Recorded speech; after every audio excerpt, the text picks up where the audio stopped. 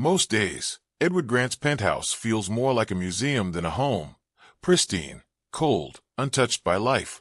His 9-year-old son, Noah, hasn't moved or spoken in years. Doctors have given up. Hope has faded. But everything changes one quiet morning when Edward returns home early and sees something impossible. Their cleaner, Rosa, dancing with Noah, and for the first time, his son is watching. What begins as a simple gesture becomes the spark that unravels years of silence, pain, and buried truths. Stay with us to witness a story of quiet miracles, deep loss, and the power of human connection, because sometimes healing doesn't come from medicine, it comes from movement. Before you dive into the story, take a moment to like and subscribe. Let us know in the comments where you're watching this video from and what time it is where you are. Now, let's step into the journey of Edward, Noah, and Rosa, a tale of quiet miracles and unbreakable bonds. The morning had unfolded with mechanical precision, like every other in the grand penthouse.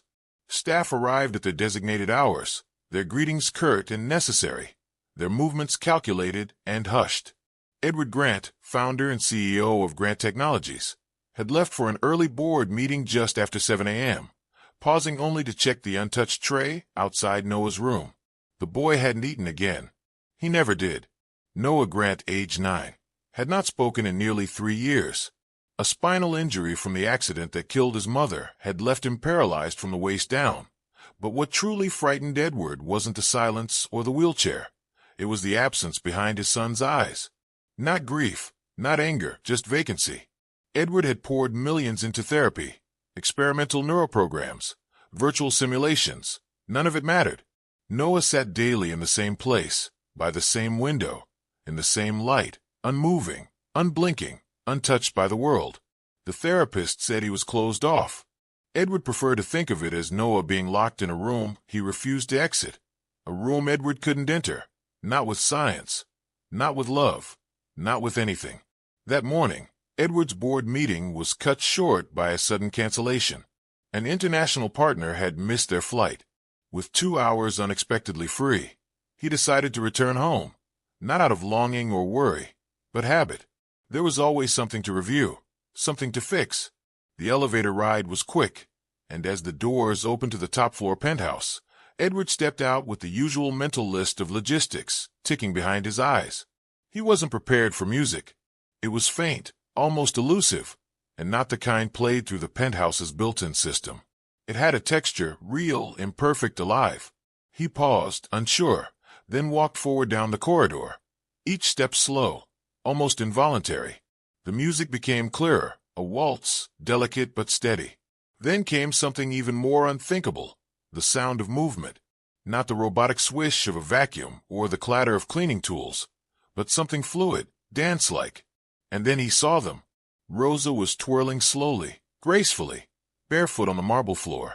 The sun cut through the open blinds, throwing soft stripes across the living room, as if trying to dance with her. In her right hand, held carefully like a porcelain artifact, was Noah's. His small fingers were curled loosely around hers, and she pivoted gently, guiding his arm through a simple arc, as if he were leading. Rosa's movements weren't grand or rehearsed. They were quiet, intuitive, personal. But what stopped Edward cold wasn't Rosa. It wasn't even the dancing. It was Noah, his son, his broken, unreachable boy. Noah's head was tilted slightly upward, his pale blue eyes locked on Rosa's form. They were tracking her every move. No blinking, no drifting, focused, present. Edward's breath caught in his throat. His vision blurred, but he didn't look away. Noah hadn't made eye contact with anyone in over a year, not even during his most intense therapies. And yet here he was, not just present but participating, however subtly, in a waltz with a stranger. Edward stood there longer than he realized, until the music slowed and Rosa turned gently to face him. She didn't seem surprised to see him. If anything, her expression was serene, as though she had expected this moment. She didn't let go of Noah's hand immediately. Instead, she stepped back slowly, allowing Noah's arm to lower softly to his side, as if easing him out of a dream. Noah didn't flinch, didn't retreat. His gaze shifted to the floor, but not in that blank, dissociated way Edward was used to. It felt natural, like a boy who just played a little too hard. Rosa offered a simple nod toward Edward. Not apologetic, not guilty, just a nod, like one adult acknowledging another across a line that hadn't yet been drawn. Edward tried to speak, but nothing came. His mouth opened, his throat tightened, but words betrayed him. Rosa turned and began collecting her cleaning cloths, humming softly under her breath, as if the dance had never happened. It took Edward several minutes to move. He stood like a man shaken by an earthquake he hadn't seen coming. His mind reeled through a cascade of thoughts. Was this a violation? A breakthrough? Did Rosa have a background in therapy? Who gave her permission to touch his son? And yet, none of those questions had any real weight compared to what he had seen.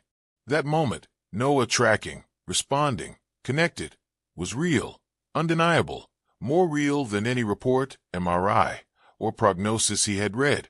He walked over to Noah's wheelchair slowly, half expecting the boy to revert to his usual state. But Noah didn't recoil. He didn't move either, but he didn't shut down.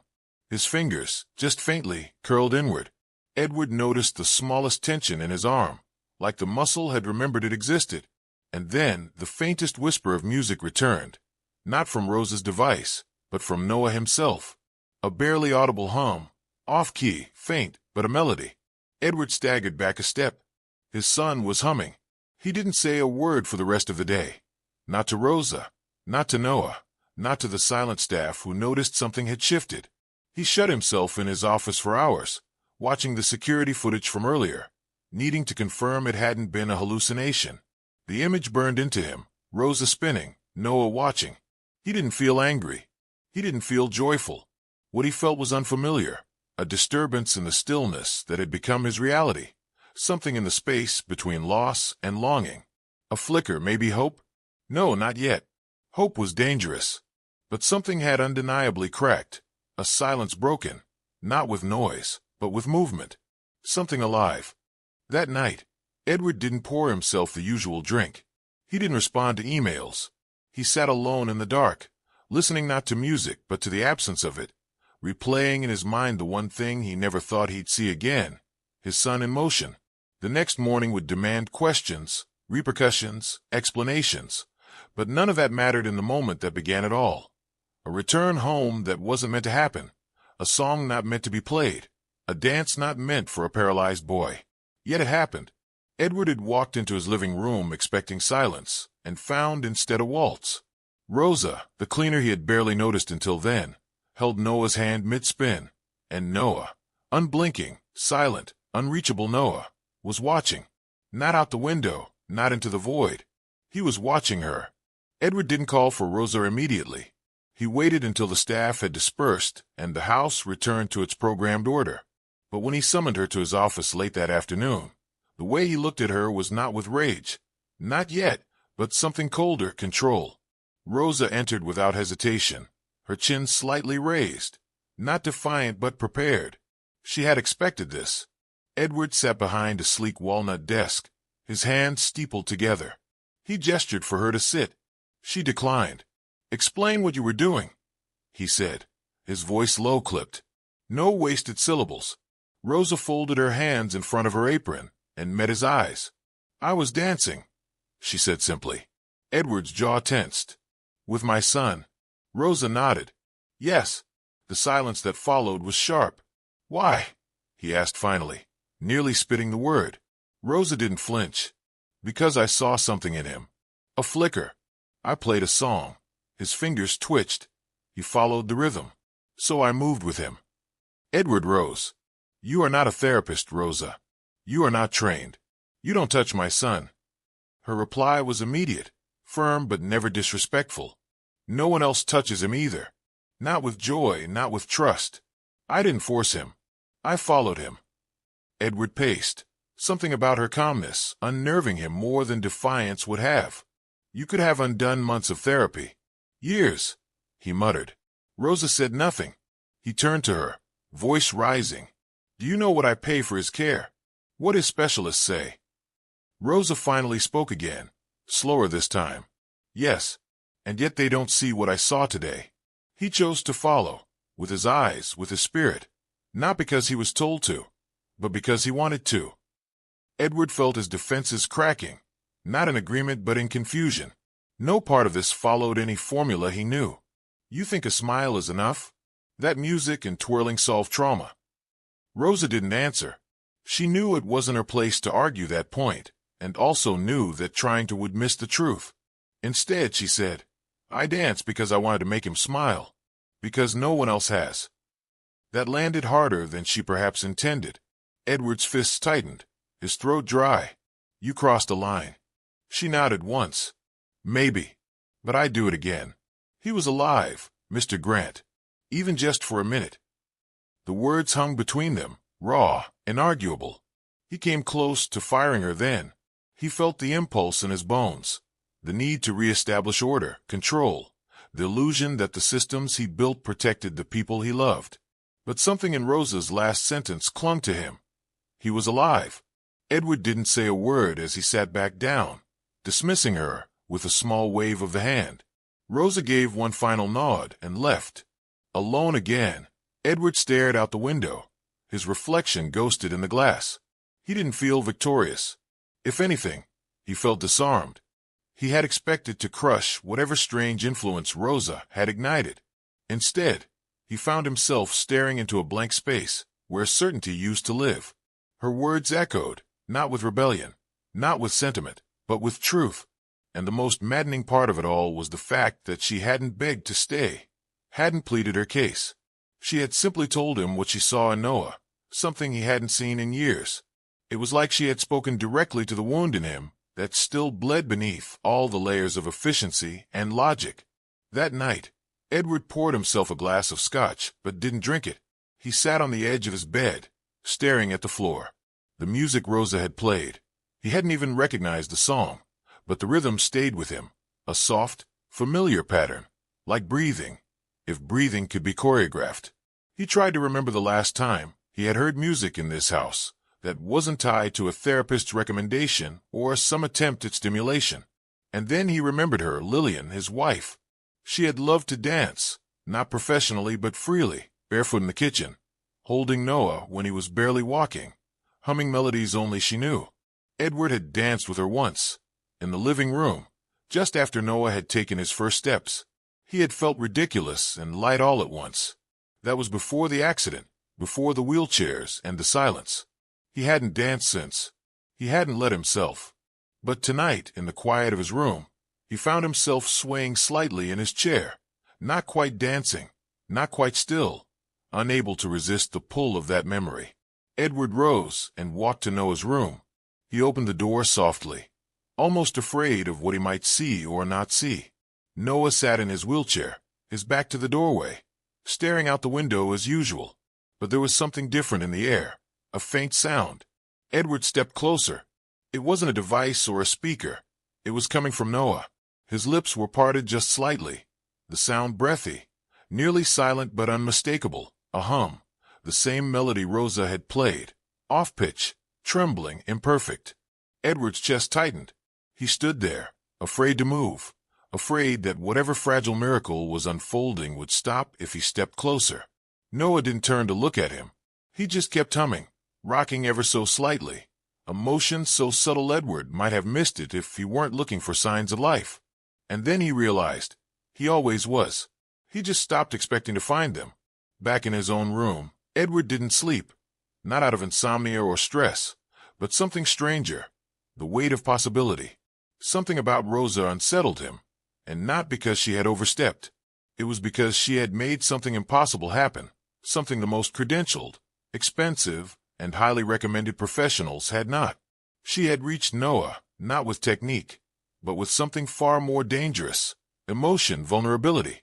She had dared to treat his son like a boy, not a case.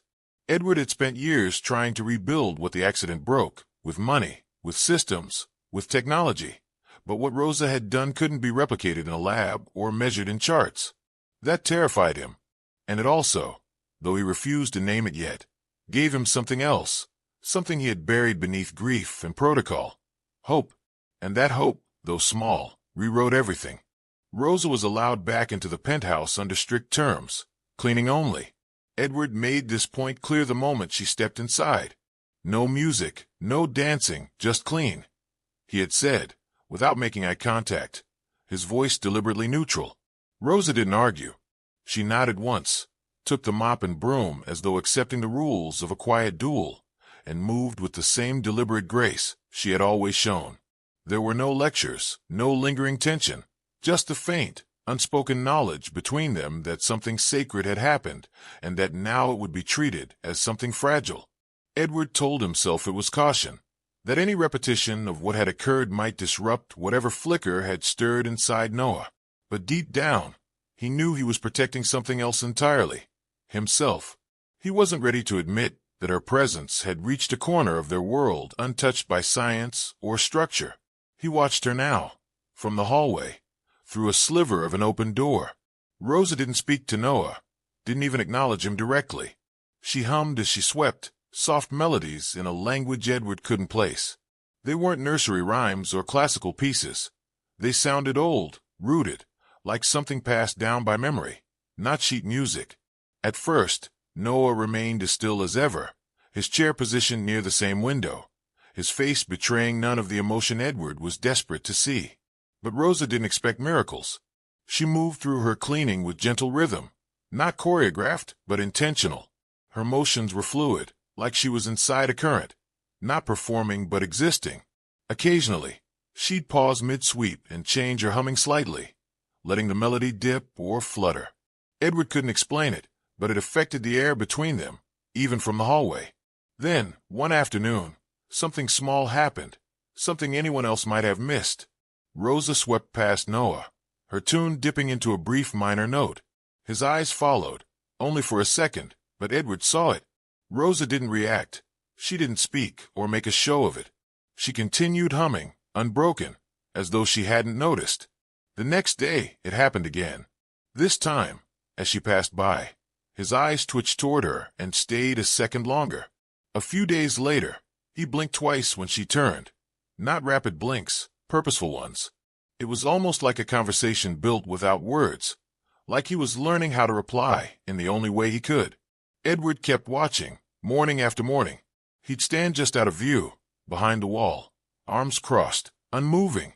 He told himself it was research, observation, that he needed to know if these responses were real or just coincidence. But over time, he realized something was changing, not just in Noah, but in him.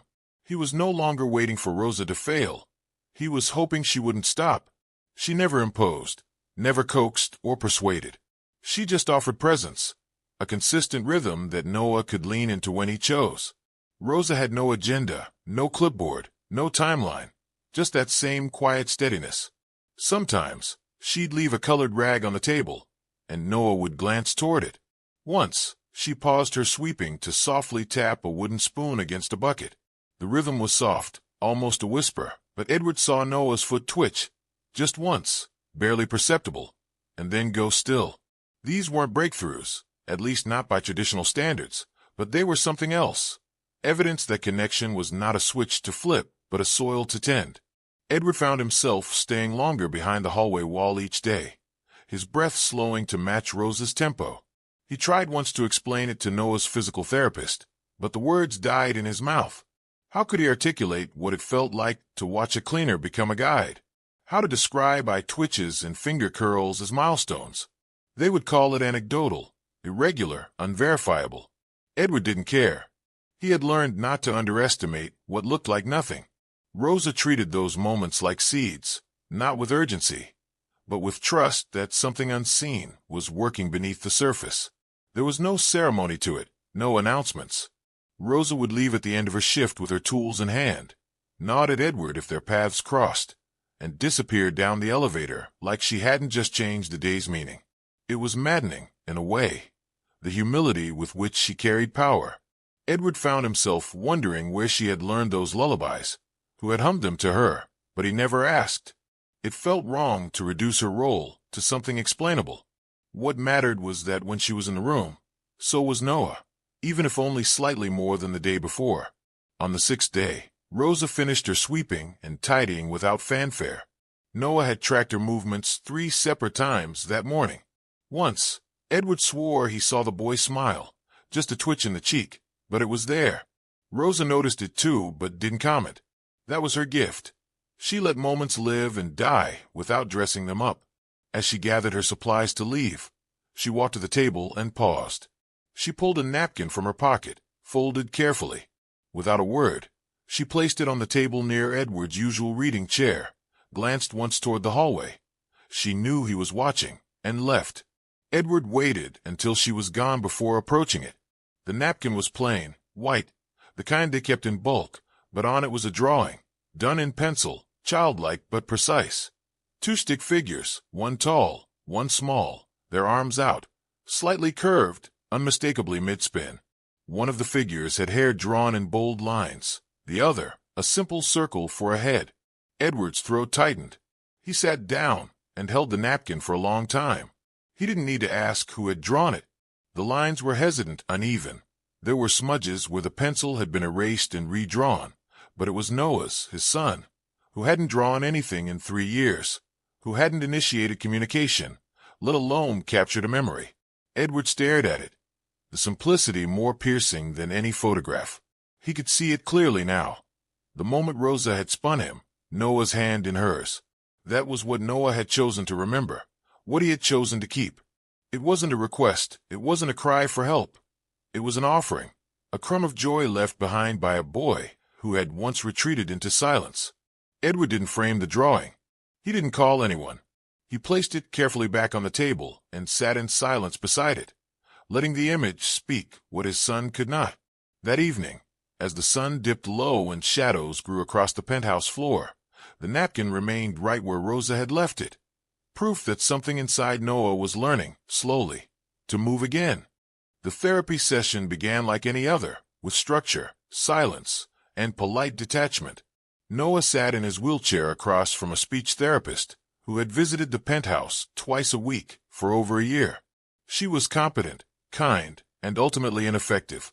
She spoke in soft, encouraging tones, used visual aids, repeated affirmations, and waited patiently for responses that rarely came. Edward stood on the other side of the glass partition, arms crossed, watching without much hope. He'd seen this play out too many times to expect anything new. The nurse, a gentle woman named Carla, who'd been with them since the accident, sat nearby, jotting down notes and occasionally glancing toward the boy, as if willing him to respond through sheer presence. Then the elevator chimed, and Rosa stepped in, unnoticed at first. She walked in with quiet steps, holding a folded scarf in her hands, soft, colorful, worn in a way that suggested it had meaning. She didn't speak right away. She simply stood at the threshold of the room, waiting until the therapist noticed her. There was a moment of hesitation, but no protest. Rosa offered a small nod to Carla, then stepped forward. Edward leaned closer to the glass as Rosa approached Noah. She didn't kneel. She didn't touch him. She simply held up the scarf, let it dangle, and let it sway slightly, like a pendulum. Her voice was soft, just enough to be heard. "Want to try again?" she asked, tilting her head. It wasn't coaxing, it wasn't a command. It was an invitation, open-ended and without pressure. The room held its breath. The therapist turned slightly, unsure whether to intervene. Carla froze, eyes darting from Rosa to Edward, unsure of where this fell on the boundaries of her role. But Noah blinked once, then again, two slow, deliberate blinks, his version of yes. The therapist gasped quietly. Edward's hand dropped from his mouth. The sound he made was halfway between a laugh and a sob. He turned from the window, suddenly unable to bear being seen. His throat closed. It wasn't just the response, it was the recognition. Noah had understood the question. He had answered. Rosa didn't cheer or react. She simply smiled, not at Noah, but with him, and began to slowly loop the scarf around her fingers. She made a gentle game of it, loosely wrapping the scarf, then unraveling it, letting the ends flutter in the air. Each time, she let the scarf graze just past Noah's fingertips, then lingered to see if he would reach. After a few passes, his hand twitched, not a reflex, a choice. He didn't grab the scarf, but he acknowledged it. Rosa never rushed. She let him set the pace. The therapist, now wordless, slowly backed up to observe. It was clear the session had shifted hands. Rosa wasn't leading a therapy routine. She was following a language only she and the boy seemed to speak. Each moment was earned, not by expertise, but by intuition and trust. Edward remained behind the glass, his body rigid, but his face was different, vulnerable. For years, he had paid people to unlock his son, to break through the barrier of stillness. And here was Rosa, no degree, no credentials, holding a scarf and coaxing a yes from the boy everyone else had given up trying to reach. It wasn't dramatic, but it was revolutionary, a silent revolution unfolding one blink at a time. After the session ended, Rosa returned the scarf to her bag, without fanfare. She didn't make eye contact with Edward on the way out. He didn't follow her. He couldn't. His emotions hadn't caught up to the moment. For a man who made decisions for empires, he felt powerless in the wake of what he'd just witnessed. Back in her cleaning corner, Rosa went about her usual duties, wiping surfaces, straightening frames, gathering linens, as though the miracle that had just happened was as natural to her as breathing. And maybe for her it was. That night, long after the staff had retired and the lights dimmed in the penthouse, Rosa returned to her cart. Tucked between a spray bottle and a folded rag, she found a note. Simple, typed, no envelope, just a small square folded once. She opened it carefully. For words, thank you. E.g. Rosa read it twice, then once more. There was no signature beyond the initials, no instructions, no warning, just gratitude, fragile and honest. She folded it and placed it in her pocket, without a word. But not everyone was pleased. The next day, as Rosa gathered supplies in the laundry room, Carla approached her with a kind but firm look. "You're playing a dangerous game," she said softly, folding towels as she spoke. Rosa didn't respond right away. Carla continued, "He's starting to wake up, and that's beautiful. But this family's been bleeding quietly for years. You stir too much, you'll be blamed for the pain that rises with the healing." Rosa turned, still calm, still composed. "I know what I'm doing," she said. "I'm not trying to fix him. I'm just giving him room to feel." Carla hesitated. "Just be careful," she said. "You're healing things you didn't break." There was no malice in her voice, just worry, empathy. She didn't say it to discourage. She said it as someone who had watched the Grants fall apart piece by piece. Rosa placed a hand gently on Carla's arm. "Man, that's exactly why I'm here," she whispered. Her eyes held no doubt. Later that evening, Rosa stood alone in the cleaning closet, holding the scarf in her hands. It was the same scarf she'd brought from home, her mother's, once. It smelled faintly of lavender and thyme. She didn't need it for the job, but she kept it close now. Not for show, not for Noah, but as a reminder that softness could still cut through stone, that sometimes what the world called unqualified was exactly what a broken soul needed. She had seen the blink. She had seen the spark. And though Edward hadn't said more than those 4 words, she felt his walls shifting, just enough to let light in. The next morning, she returned to the penthouse early, humming again, a little louder this time. No one stopped her. The glass door where Edward had stood was no longer closed. It happened so quickly, and yet it landed like a moment suspended in time. Rosa was on her knees beside Noah's chair, adjusting a ribbon they had been using for a coordination exercise. Edward was watching from the threshold, arms crossed as usual, not out of coldness, but a habitual attempt to control whatever emotions stirred beneath the surface. The session had been gentle. Rosa let Noah guide the pace, just as she always did. Noah's hand movements had improved, slightly more fluid, a little more confident. She never rushed him. She never asked him to do more than he could. Then, just as she gathered the ribbon into her hand, Noah opened his mouth. The air shifted. It wasn't the kind of opening that meant a yawn or a cough. His lips parted with intention, and out of him came one word, rough, cracked, barely formed. Rosa. At first, Rosa thought she'd imagined it, but when she looked up, his lips moved again, softer now, barely audible. Rosa. 2 syllables, the first name he had said in 3 years. Not a sound, not a hum, a name. Hers. Rosa's breath caught. Her body trembled. She dropped the ribbon without realizing it. Edward stumbled backward, his shoulder striking the doorframe behind him. He hadn't expected sound. Not today, not ever, if he were honest. The word echoed inside him, louder than anything he'd heard in years. His son, his unreachable son, had spoken. But not Dad, not yes, not even Mom, he said. Rosa. Edward's reaction was immediate. He rushed forward, eyes wide, dropping to his knees beside the wheelchair, heart hammering against his ribs. Noah, he gasped. Say it again. Say Dad. Can you say Dad? He cupped the boy's cheeks, tried to catch his eye. But Noah's gaze shifted away, not with indifference, but almost with resistance, a subtle flinch, a return to quiet. Edward pressed again, voice cracking. Please, son, just try. Try for me. But the light that had been in Noah's eyes, when he said Rosa's name, was already dimming. He looked toward Rosa again, then down, his body withdrawing into the familiar armor of stillness. Edward felt it in his chest, the way the moment had opened and then retreated, like a tide too eager to come ashore. He had asked too much, too fast. Rosa placed a hand gently on Edward's arm, not to scold, but to anchor. She spoke quietly, her voice steady yet thick, with something raw. You're trying to fix, she said, her eyes locked on Noah. He just needs you to feel. Edward blinked, startled by the clarity of her words. He looked at her, searching for judgment, but found none, only understanding. It wasn't said with pity. It was an invitation, maybe even a plea, to stop solving and start witnessing. He opened his mouth, then closed it, his fingers still lightly resting on Noah's hand. Rosa turned her gaze to the boy, whose eyes had drifted back to the floor, but his fingers twitched, a small sign that he hadn't shut down completely. You gave him a reason to speak, Edward whispered hoarsely. Not me. Rosa looked at him again, her expression unreadable. He spoke because he felt safe. Not seen safe. Edward nodded slowly, but it wasn't acceptance yet.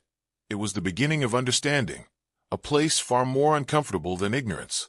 His voice was low. But why you? She paused. Because I didn't need him to prove anything. The rest of the day passed in near silence. Rosa returned to her tasks as if nothing monumental had occurred, though her hands trembled slightly when she poured the mop water into the bucket. Edward remained in Noah's room longer than usual, sitting beside him, not asking questions, not offering prompts, just being there, for once. Presence without pressure. Carla checked in once, glanced at Rosa with wide eyes, and said nothing. No one knew what to do with the moment. There was no protocol for it. But something had shifted. The silence that used to fill the penthouse like a fog now had tension, not dread, but anticipation, like something waiting to happen. Rosa didn't talk about the word Noah had said. She didn't tell anyone. It didn't feel like hers to share. It felt sacred. But that night, after the staff had left and the lights were dim, Edward lingered alone in the hallway before quietly walking into his own bedroom. He stood in front of a tall dresser, hands on the handle of the top drawer, breathing slowly.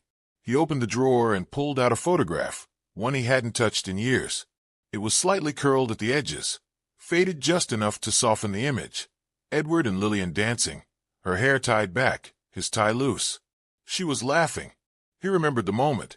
They had danced in the living room the night they found out Noah would be born, a private celebration full of laughter and fear and dreams they didn't yet understand. He turned the photo over, and there it was, her handwriting, slightly smudged but still clear. Teach him to dance, even when I'm gone.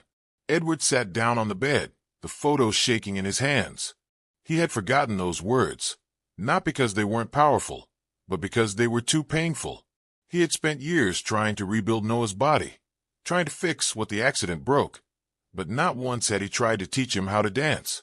He didn't believe it was possible, until now, until Rosa. Noah had said a name, not just any name, Rosa, and it tore something open inside her when he did. The way his mouth struggled over the syllables, the way the sound cracked from disuse, the way it clung to hope. It shattered her. She cried later, not in front of anyone, not even Noah, but alone in the quiet of the stairwell where no one would see her fall apart. Not because she was sad, but because it meant she had reached him, deeply, undeniably. That night, as she gathered her things to leave, Rosa didn't linger. She didn't stop to look at the city view like she usually did. She simply nodded at Carla, gave a faint smile to the security guard at the elevator, and walked into the night with Noah's voice still echoing in her soul. Just one word, Rosa. And somewhere deep in the penthouse, Edward sat in the dark, holding a photo, remembering a promise, and finally beginning to feel. The storage room hadn't been touched in years, not properly. Occasionally, staff went in to pull seasonal items or archive files Edward insisted be saved, just in case. But no one really sorted it, not with intention. Rosa had taken it upon herself that morning, not out of obligation but instinct. She hadn't planned to clean it thoroughly. Something had simply drawn her in. Maybe it was the photograph Edward had started keeping on his desk. Maybe it was the way Noah now followed her, not only with his eyes but with the faintest turns of his head. Change was blooming in the house, and Rosa, though still seen by many as the cleaner, had become something else, a quiet steward of what was slowly being healed. As she moved a stack of unused boxes marked Lillian, Keep, a small drawer at the back of an antique cabinet creaked open. Inside was nothing but dust and a single sealed envelope, yellowed at the corners, its flap unbroken. In delicate ink, written across the front in unmistakably feminine handwriting, were the words, "To Edward Grant, only if he forgets how to feel." Rosa froze, her hand lingering just above the paper, her chest tightening with something too familiar. She didn't open it, she wouldn't, but she held it for a long time before leaving the storage room, her steps heavier than when she'd entered. She asked no one's permission, not out of arrogance, but certainty. This wasn't something to be processed through Edward's assistance or hidden away in some inbox labeled important. This was different. She waited until the house had calmed, until Noah was asleep and Carla was making tea in the kitchen. Edward had returned late from a board call and was sitting in his office, the lights dimmed, his eyes scanning the same page of a document he hadn't been able to finish for half an hour. Rosa appeared in the doorway with the envelope held in both hands. She didn't speak until he looked up. "I found something," she said simply. Edward raised an eyebrow, already bracing for some logistical issue. But then he saw the envelope, saw the handwriting. His face changed instantly. Time stopped between them. "Where?" he asked, his voice hollow. "In storage," Rosa answered, behind a drawer labeled personal. It was sealed. Edward took the envelope with shaking fingers. For a long moment, he didn't move. When he did open it, his breath hitched.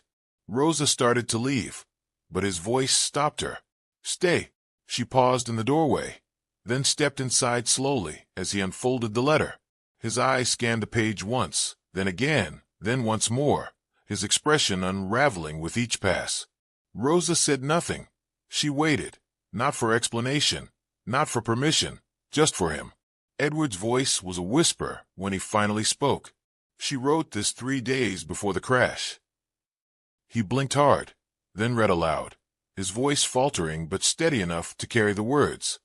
"If you're reading this, it means you've forgotten how to feel, or maybe you've buried it too deep. Edward, don't try to fix him. He doesn't need solutions. He needs someone who believes he's still in there, even if he never walks again, even if he never says another word. Just believe in who he was, who he still is." His hands trembled. The next part was softer.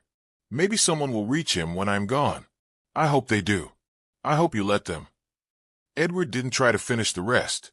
He folded the paper, bowed his head, and wept. It wasn't a quiet cry. It was raw and unguarded, the kind of breaking only grief long held back can produce. Rosa didn't console him with words.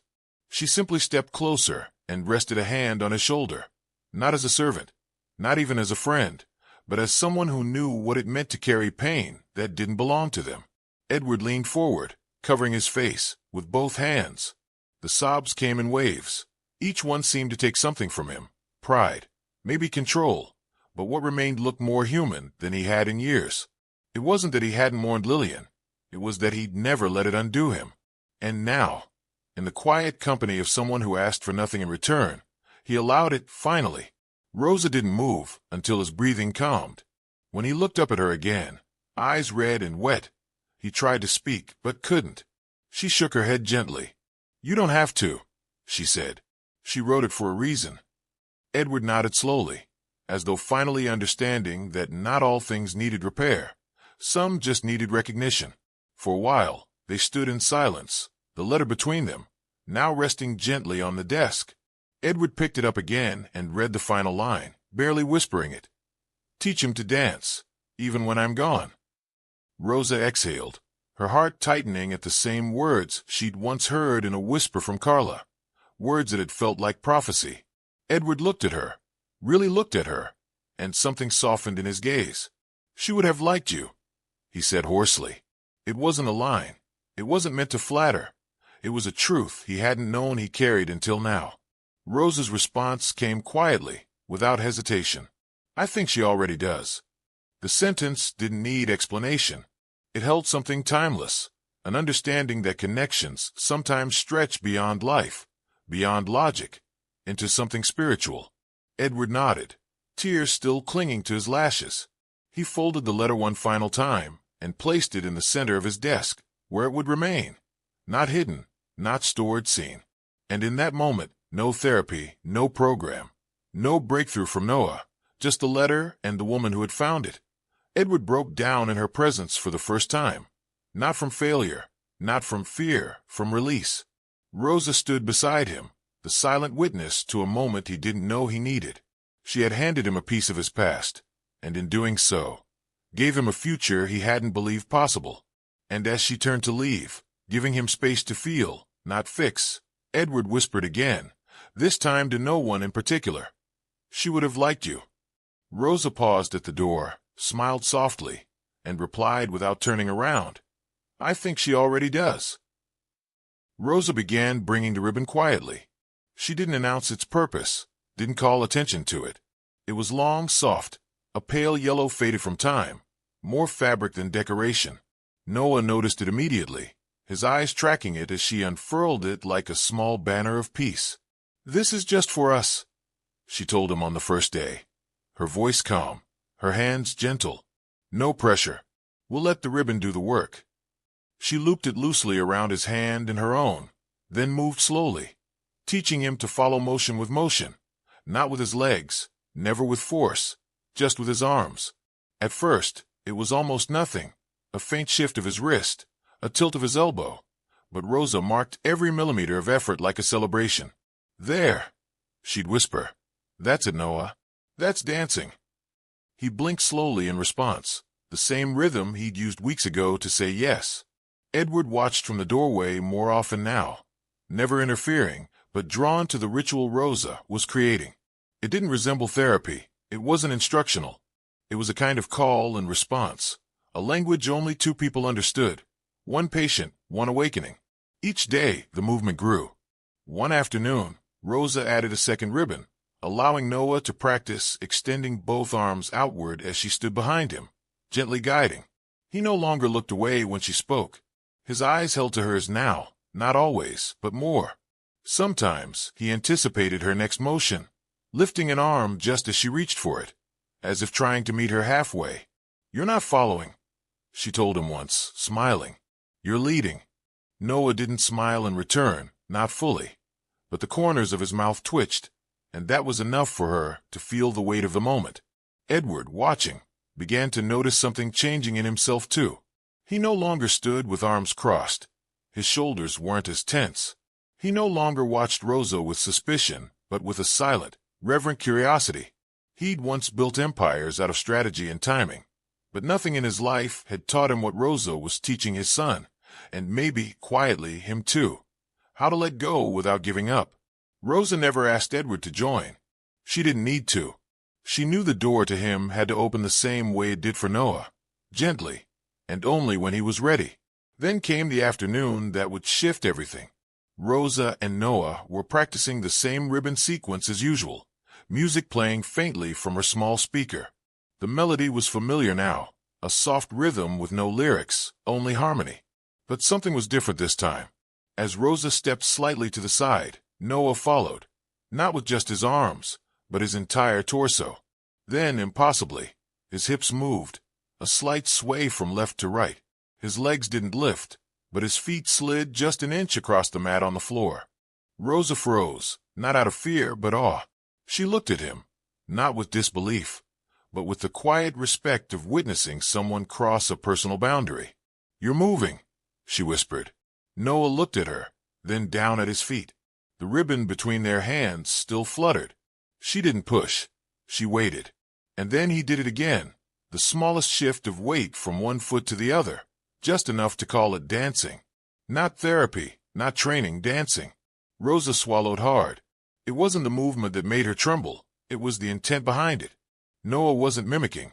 He was participating. Edward walked into the room mid-movement.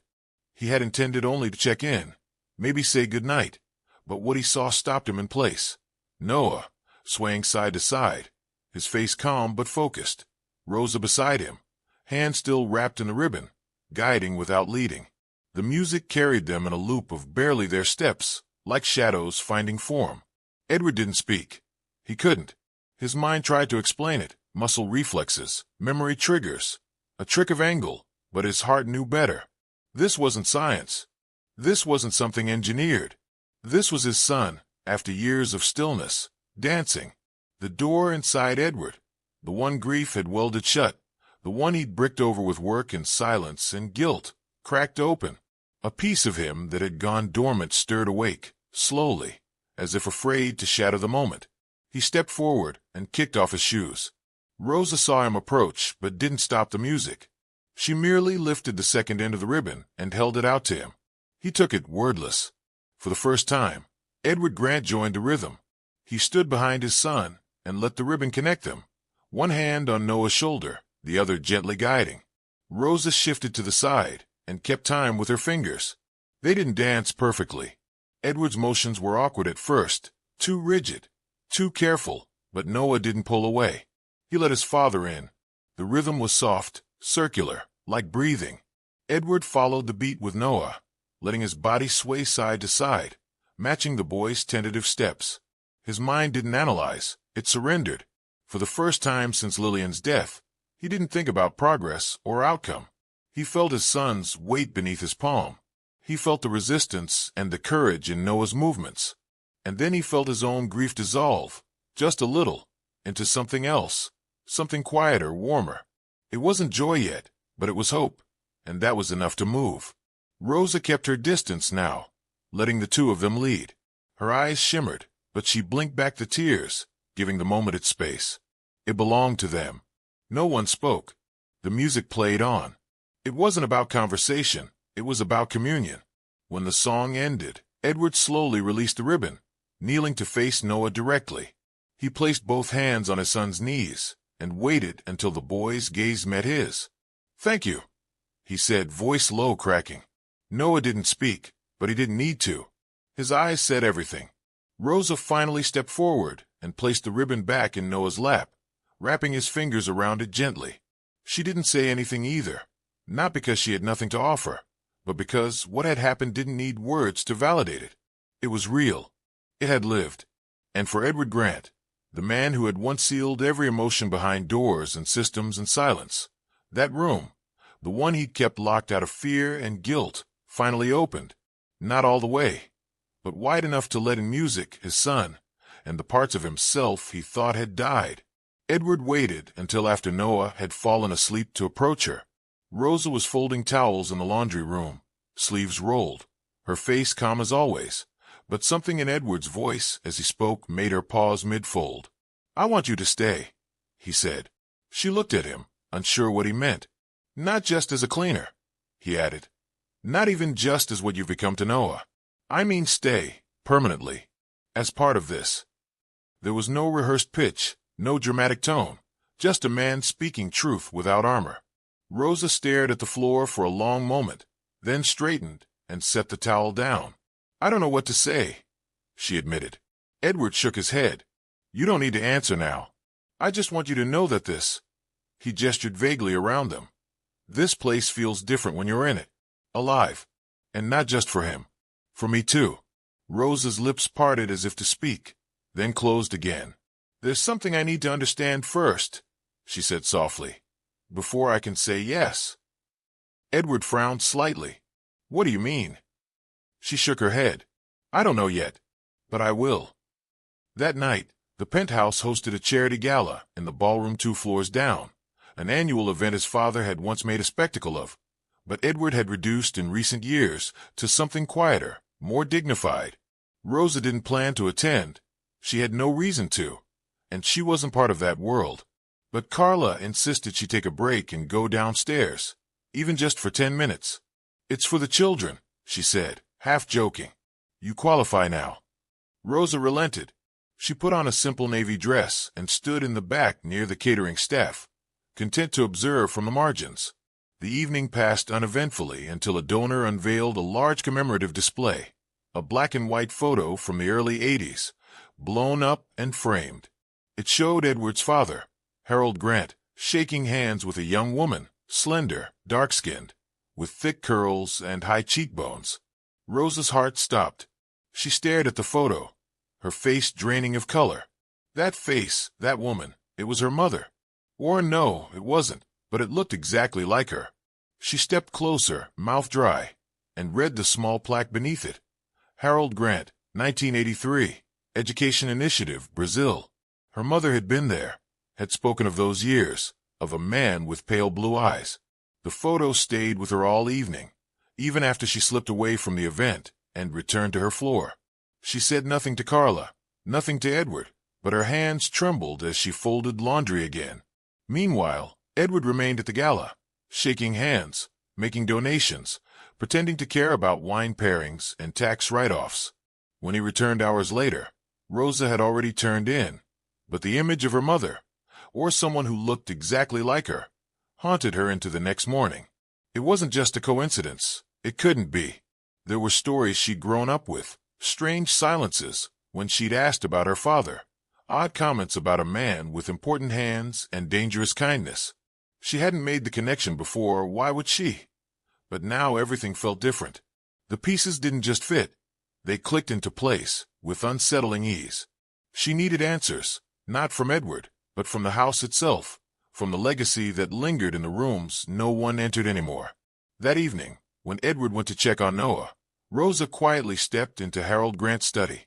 The one Edward never used, the one no one cleaned unless they were asked. She searched carefully, not chaotically. She moved books, opened drawers, scanned files. It took almost an hour, but then she found it. A plain envelope tucked behind a row of encyclopedias, nearly flush with a back wall. Her fingers went cold as she pulled it free. It was labeled in careful handwriting, "For my other daughter." Her throat tightened. She looked at it for a long time before opening it, as if part of her feared that reading the truth would change something irreversible. Inside was a single folded sheet of paper and an official document, a birth certificate. Rosa Miles. Father, Harold James Grant. She stared at the name until her vision blurred. The letter was short, written in the same hand as the envelope. "If you ever find this, I hope the timing is right. I hope your mother told you enough to find your way to this house. I'm sorry I wasn't brave enough to know you. I hope you found what you needed without me. But if you're here, then maybe something beautiful happened anyway." Rosa's breath caught. Her chest felt hollow and full at the same time. She didn't confront Edward immediately. There was no confrontation to be had. This wasn't betrayal. It wasn't even revelation. It was gravity, the slow pull of truth finding its place. Later that night, Rosa stood in the doorway of Edward's study. He was seated, exhausted, a half-empty glass of scotch beside him. When he saw her, he started to rise, but she lifted the envelope slightly and said, "I think you should see this." He took it from her carefully. The name on the front made his hands freeze. As he opened the letter and then the certificate, his eyes went wide, then blank. His face turned pale. "I don't understand," he whispered. "She never told me." "I didn't." His voice broke off. Rosa stood in silence, waiting. Edward looked up at her, eyes filled with something between disbelief and sorrow. "You're my sister," he said slowly, like saying it out loud would make it real. Rosa nodded once. "Half," she said. "But yes." Neither of them spoke for a while after that. There was no guide for moments like this, just breath and presence. And so it was that the woman who had saved his son turned out to be family all along.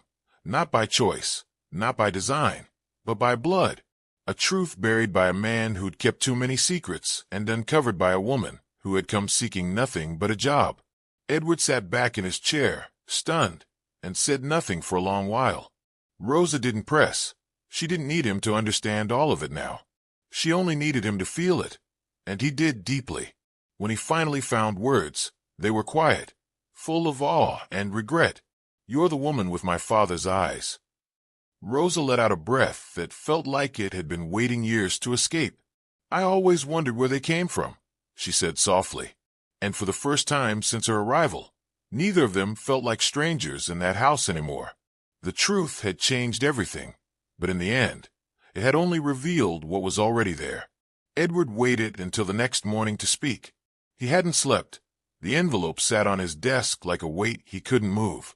When Rosa entered the room to begin her routine, he didn't let her take another step. "Rosa," he said, his voice raw, almost unfamiliar to himself. She stopped mid-motion, her eyes meeting his, with a kind of knowing. Something had shifted in the air, not tension, but something heavier. "I need to tell you something," he said. She nodded but didn't move closer. "I found another letter," he continued, "from my father, addressed to his other daughter." The words came out slower than he intended. Like speaking them would cement a truth he still didn't fully understand. Rosa didn't blink, didn't flinch. He held out the letter, but she didn't take it. She didn't need to. She already knew. "It's you," he said, voice nearly breaking. "You're my sister." For a moment, everything hung still. Rosa exhaled, her hands clenching slightly at her sides. "I was just a cleaner," she whispered. "I didn't mean to clean your history." The sentence landed like a blow neither of them knew how to deflect. She turned and left without another word. Edward didn't follow. He couldn't. He watched her walk out of the room, out of the penthouse, out of a life they'd only just begun to build. For the next few days, the apartment felt hollow again. Not lifeless like before, just quieter, in a way that echoed. Noah regressed, not dramatically, but noticeably. His movement slowed, his humming stopped. He didn't blink twice when asked a question. Carla said it might be temporary, but Edward knew it wasn't Noah that had changed. It was the room. The rhythm had broken. Edward tried to keep up the routines. He sat with his son, played the same songs, offered the ribbon, but it all felt mechanical, empty. The moments that used to hum with invisible connection were now quiet, disjointed. He considered calling Rosa more than once. He reached for his phone, typed her name into a message, and then deleted it. What could he say? How do you ask someone back into your life after telling them the only reason they were in it was a family secret neither of you chose? On the fourth day, Edward sat beside Noah as the boy stared out the window in silence. There was a weight in the air that no therapist or medication could shift. He reached for the ribbon again but didn't lift it. "I don't know what to do," he confessed aloud. "I don't know how to move forward without her." Noah didn't answer. Of course he didn't. But Edward still spoke, as if trying to keep something alive in the space between them. "She didn't just help you. She helped me. And now she's gone and He stopped himself. There was no point finishing. The next morning, as the sun began to rise, Edward came into the room, prepared for another day of trying. But then he froze. Rosa was already there, quietly, as if she'd never left. She knelt beside Noah, her hands wrapped gently around his. She didn't look at Edward. She didn't speak at first, but the silence wasn't cold. It was full of meaning. She took Noah's left hand, then reached her other hand out toward Edward. He moved slowly, cautiously, afraid this might be a dream that would dissolve with movement. But when he reached her, she didn't flinch. She placed his hand in Noah's right and held both of theirs in hers, anchoring them together. Finally she spoke. "Let's start over," she whispered. Her voice wasn't uncertain. It was steady, full of quiet resolve. "Not from scratch, from here." Edward closed his eyes for a moment, grounding himself in her words. From here. The past had already shaped them. The lies, the discoveries, the grief. None of it could be undone, but something could still grow from it.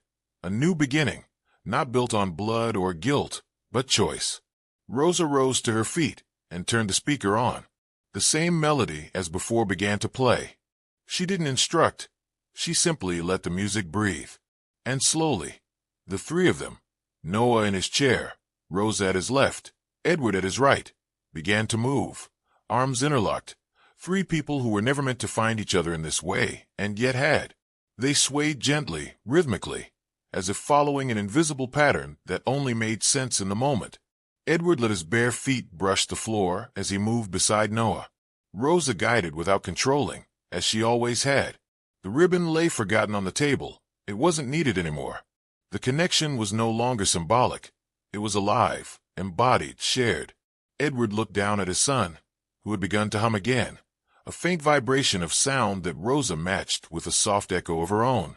Edward joined in, not with words, but with breath, one rhythm layered on another.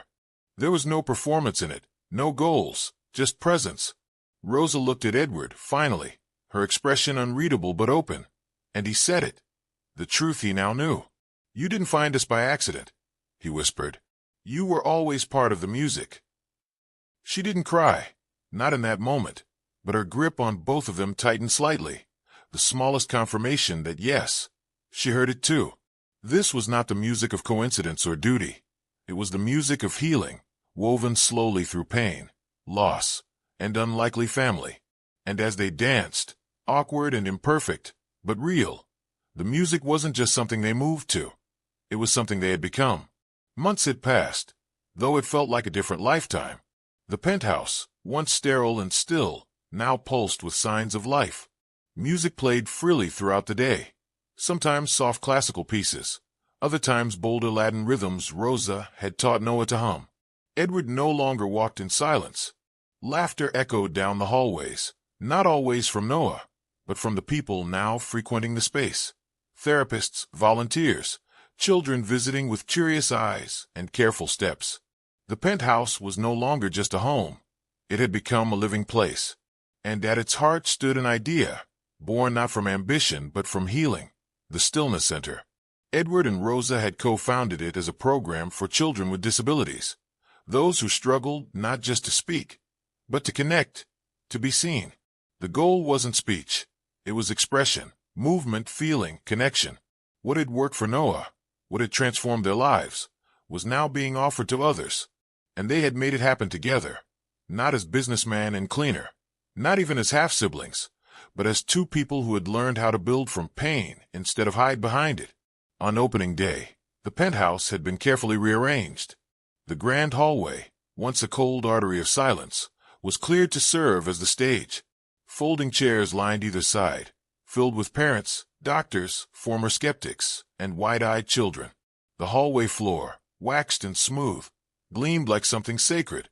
Edward wore a plain button-down, sleeves rolled, nervous like a man about to speak his first truth. Rosa stood beside him in soft flats and a sleeveless dress, her hands never straying far from Noah, who sat in his chair, watching everything with quiet intensity.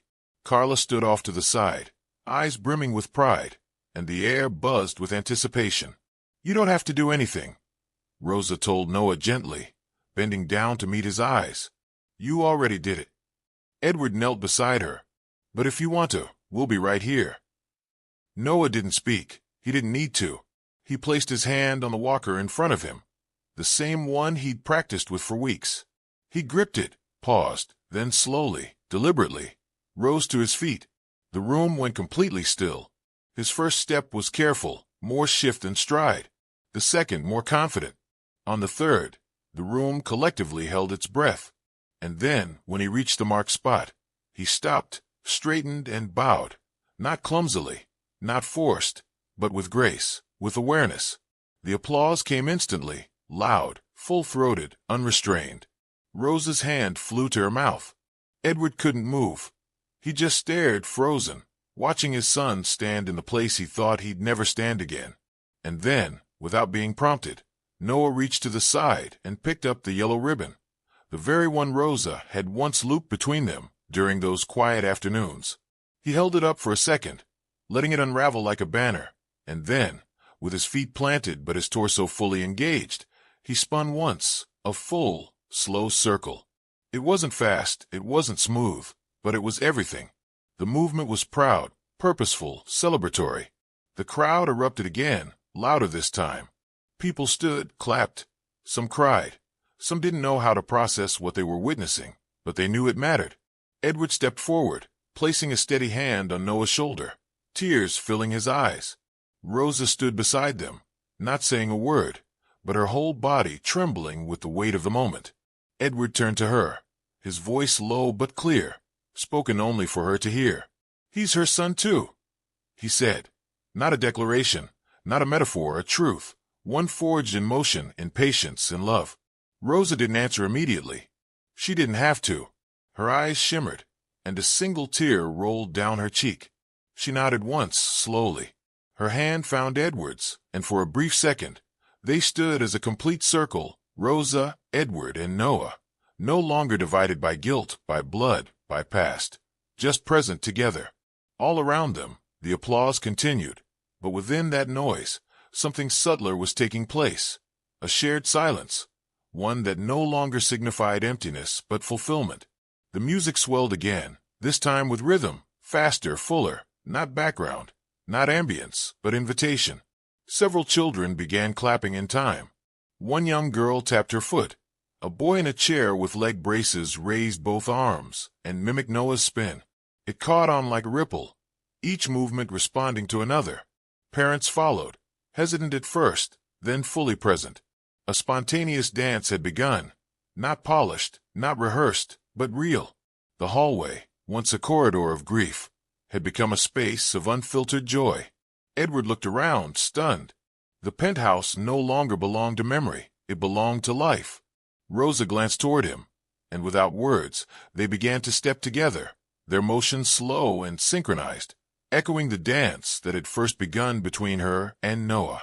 And in that moment, amid ribbons, applause, and stumbling steps turned sacred, silence, once a prison, became a dance floor.